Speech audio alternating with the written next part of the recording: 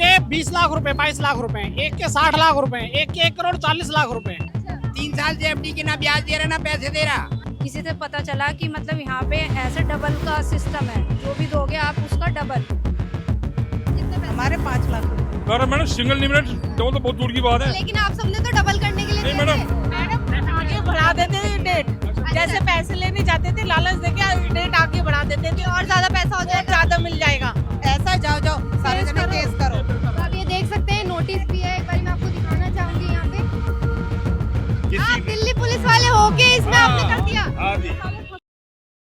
किसी से पता चला कि मतलब यहाँ पे ऐसे डबल का सिस्टम है, तो वहाँ पे मेरा मतलब क्या डबल होते थे पैसे? हाँ 6.5 साल में डबल, अच्छा, जो भी दोगे आप उसका डबल। ठीक है, तो मैंने ऐसे ही फिर मैंने डबल का करा दिया। पहले मैंने 1 साल के लिए कराया, मैंने कहा करा के देखती हूँ। सबने बोला कि काफ़ी पुरानी है, मतलब जिनके थ्रू मैंने कराया था वो भी वहीं पे बचपन से रहे हुए हैं, कि हम भी जानते हैं इनको कि 40 साल तो हमें भी हो गए देखते हुए।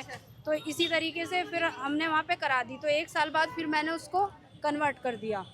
तो अब जब मेरी सिस्टर है, मेरी तो 1 लाख की है, मेरी सिस्टर की जो है वो उसके कम से कम 5-6 लाख रुपए हैं। अच्छा, ठीक है, उसने हमसे पूछा भी नहीं, ऐसे जैसे भाई आपस में बैठते हैं बात करते हैं, तो ऐसे ही पता चला तो वो ऐसे ही डायरेक्टली चली गई।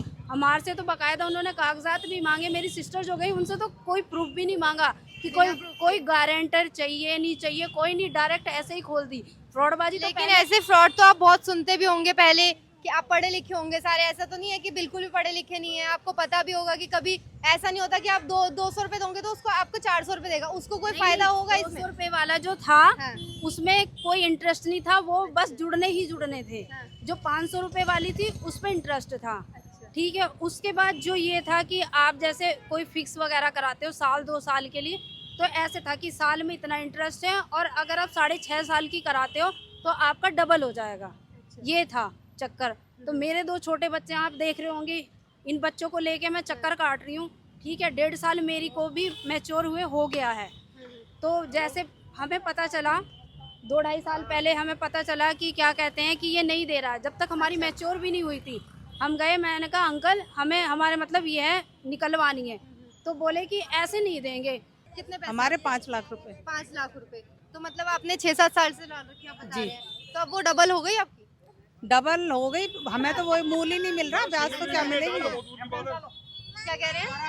अरे मैडम सिंगल लिमिटेड डबल तो बहुत दूर की बात है। लेकिन आप सबने तो डबल करने के लिए नहीं दिए मैडम। थे। मैडम आगे बढ़ा देते थे डेट, जैसे पैसे लेने जाते थे लालच देके डेट आगे बढ़ा देते थे और ज्यादा पैसा हो और जाएगा। ज्यादा मिल जाएगा। अच्छा। और हाँ, ब्याज आने पर इतनी बदतमीजी की है कि लोगों से इतनी बदतमीजी। हाँ, सीधे कहते थे हमें गोली मार दो, ऐसा जाओ जाओ सारे जने केस करो, देखा जाएगा। केस कर लो, हमारे पे नहीं है वैसे, जाओ केस कर लो। हम ये मेरी एफडी है, 2 फरवरी में पूरी हो गई है, लेकिन उन्होंने मेरे को बोला है कि 50-50 हजार के चेक ले लो।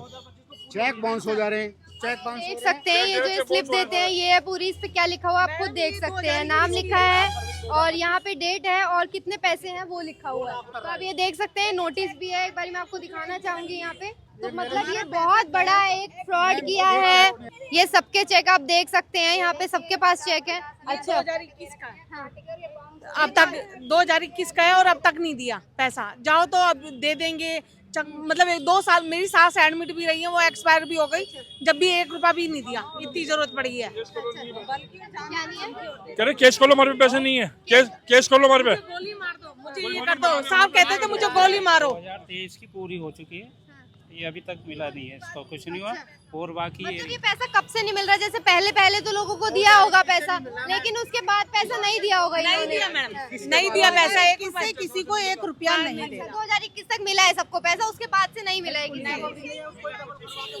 2021 से नहीं मिल रहा है। अच्छा, आपका कितना पैसा है? मेरा 2.5 लाख रुपया है। 2.5 लाख रुपए। अच्छा, तो मतलब आपने 2.5 लाख दिया, तो उसके बाद इंटरेस्ट वगैरह भी उसमें हुआ? कुछ भी नहीं मिला ना, कुछ भी नहीं मिला। कुछ भी नहीं मिला। अच्छा, नहीं कर दिया मैडम देने के लिए।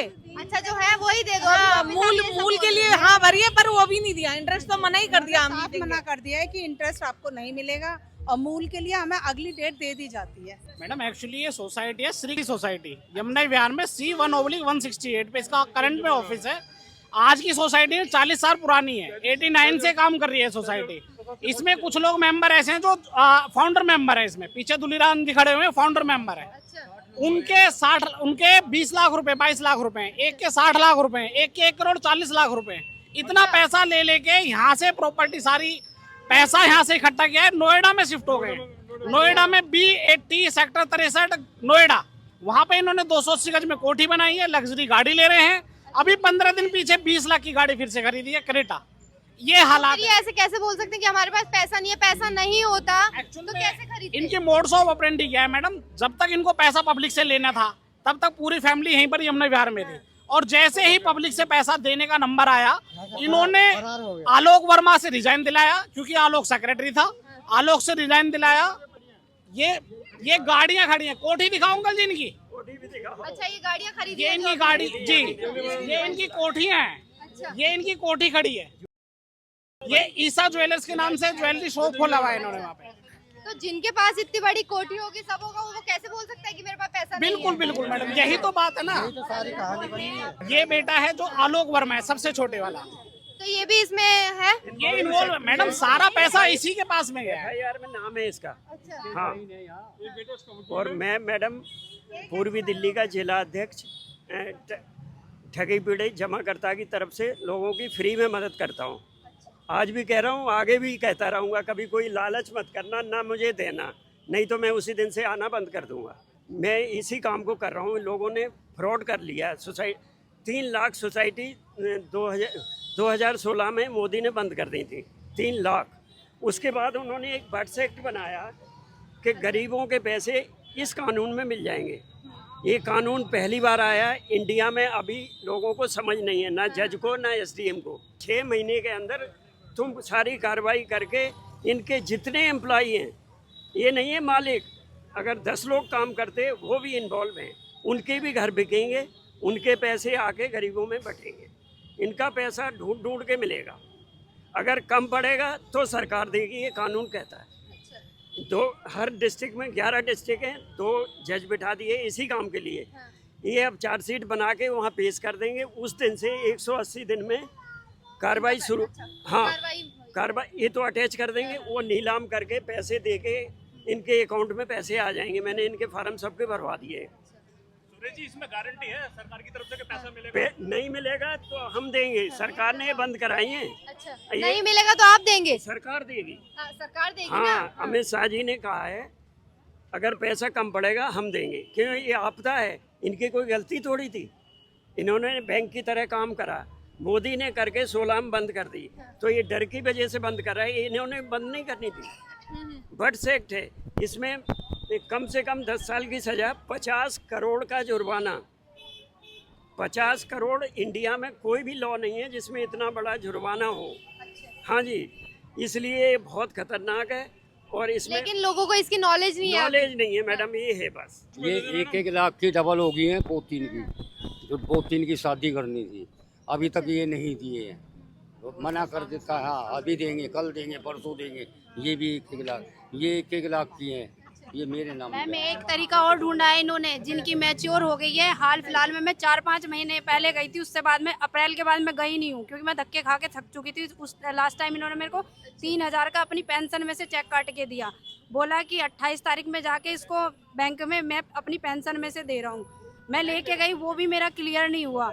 इन्होंने क्या ढूंढा है कि जो बंदे इनके पास, मैंने खुद अपने सामने देखा कि जो जिनकी मैच्योर हो गई है, तो उसको ये 1 साल के लिए एक्सटेंड कर रहे हैं, जिससे कि बंदा 1 साल तक इनके पास ना आए। आधे बंदे तो ऐसे कम कर रहे हैं। ये दिमाग देखो कहाँ लगा भी कर रहे हैं। हाँ जी, अभी और लोगों को पता नहीं है क्या ये नहीं, अपने सामने मैंने खुद एक लेडीज के मैंने अपने सामने खुद 30,000 रुपए बचवाए हैं। उस टाइम भी ये मेरे अंकल RR वर्मा जी मुझसे लड़ने लग गए कि क्या कहते हैं कि क्यों मना कर रही हो तुम, तुम्हारा क्या मैटर है, तुम मत बोलो, ऐसे करके। कुछ लोग तो ऐसे हैं कि वो यहाँ से दुनिया छोड़कर भी चले गए हैं। अब उनका पैसा कौन देगा क्या? और उनके घर से भी बच्चे नहीं आते हैं लेने के लिए। अच्छा, या तो पता नहीं होगा घर में, पता क्या है, वो इसीलिए नहीं आते कि छुपा के थोड़ा कर लेते हैं कि हम सेव कर लेंगे या कुछ सेव कर लेंगे। तो वो ऐसे लोग तो एक्सपायर भी हो चुके हैं।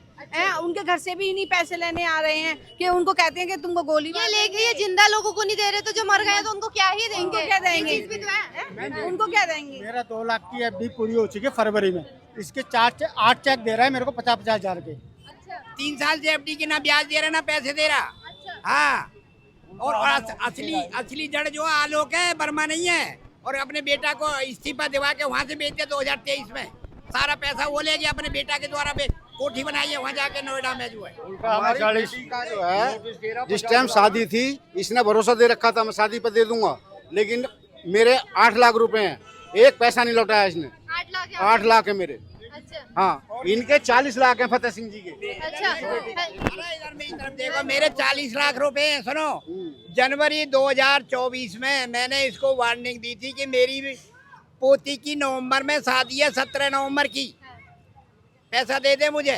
बोला जी दूंगा दूंगा दूंगा। इसने सितंबर में आके मेरे से बोला जी एक काम करिए, आप उधार पैसा उठा लीजिए।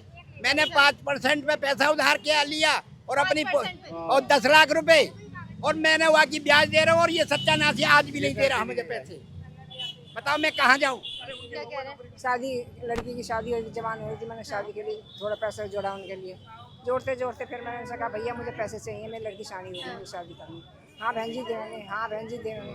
नहीं दिया बहन जी, बेटे से नहीं भी पैसा नहीं दिया हमारा। आपके कितने पैसे थे? मेरे 5 लाख है। 5 लाख रुपए। हाँ, बहुत गरीब हूँ मैं तो, दो पर। हमने अपनी लड़की के लिए शादी के लिए डाल रखा था, 2 कॉपी वैसे महनवारी की है और 3 हमारी फिक्स है 1-1 लाख की, और तीनों में से कोई भी पैसा नहीं दिया। टोटल कितने कम नहीं है हमने। टोटल कितने आपके? 5 लाख से ऊपर है। 5 लाख है आपके भी? 5 हाँ। और मेरी तो पूरी हो गई थी। एक मैंने कहा मेरा बेटा बीमार है, पैसे दे दो, दे ही नहीं रहा। अच्छा, एक और बीमार था। क्या नाम है आपका? मेरा नाम फतेह सिंह है। अच्छा। सब इंस्पेक्टर रिटायर हूँ दिल्ली पुलिस से। जब मैं रिटायर हुआ था तो मैंने 60 लाख रुपए जमा कर दिया था इसमें। आप दिल्ली पुलिस वाले होके इसमें आपने कर दिया? हाँ जी। पुलिस वाले फंस रहे हैं तो आम आदमी तो फिर मैं 40 साल पुराना मेंबर हूँ इस सोसाइटी का, 40 साल पुराना। जब इसमें कुल 5 रुपए सीटी थी, इतना पुराना मेंबर हूँ। उसके बाद कैसे फंस गए इसमें? मैं सन 2019 में रिटायर हुआ था। जितना भी पैसा रिटायरमेंट का मिला सब पैसा मैंने इसमें जमा कर दिया। वकील तभी तो बनाया ताकि बचे। हाँ, वो सारे नोटिस जो भेज रहा है ना, ये मानहानि के वही भेज रहा है। ये मानहानि के जो नोटिस भेज रहा है, हमारा ही पैसा हम पे ही मानहानि का नोटिस भेज रहा है। ये बताओ कौन सा इंसाफ है इसका? आप क्या बोल रहे थे? मैं तो कुछ नहीं मैडम, यही कहूँगी कि हमारा पैसा बस मिल जाना चाहिए। और आलोक है हमारे, मेरी एफडी का भी उसी ने साइन किया हुआ है और उसी के साइन है मेरे। मेरी एफडी पर ही उसी के साइन है। कितने पैसे मैडम आपके? 2.5 लाख रुपए है। 2.5 लाख, 5 लाख हो गया। एफडी है मैडम, एफडी पे साइन आलोक के साइन है। 15 लाख रुपए मैंने नगद उसे दिए। 15 लाख रुपए है मेरी एफडी पे उसके साइन है, पासबुक पे उसके साइन है, रसीद पे उसके साइन है। तो यहाँ पे वो आता नहीं है? नहीं, यहाँ नहीं आता वो। तो हम कैसे जो एसडीएम है वो भी नहीं बुलाते उसको? नहीं, अब बुलाएंगे। अब एसडीएम साहब जो कानून है उस कानून के मुताबिक एसडीएम साहब किसी का फेवर नहीं कर रहे। हम ये कहें एसडीएम साहब हमारे फेवर, ऐसा नहीं है। एसडीएम साहब का कहना ये है और वो जो कानून कहता है उस कानून के मुताबिक मैं अपनी प्रक्रिया को आगे कर रहा हूँ। और हमें ये भरोसा है, कानून ये कहता है कि हम पीड़ित हैं तो हमारा पैसा मिलना चाहिए। तो हम उस आस और उम्मीद पे हैं और हम देर सवेर हमारा पैसा मिलेगा। और हम इस लड़ाई को जब तक जारी रखेंगे जब तक हमारे पैसे मिल नहीं जाएंगे। चाहे वो हाई कोर्ट की बात करें, चाहे सुप्रीम कोर्ट की बात करें, हम बराबर जाएं। हर जगह मुकदमा लड़ेंगे, हर जगह केस लड़ेंगे और जब तक लड़ते रहेंगे जब तक हमारा पैसा नहीं मिलेगा।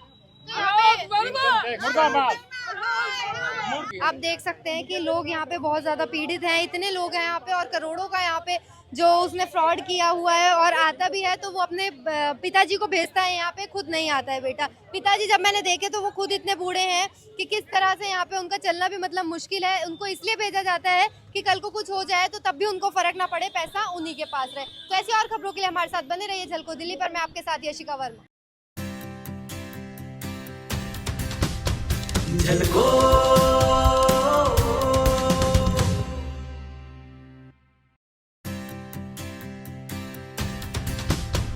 झलको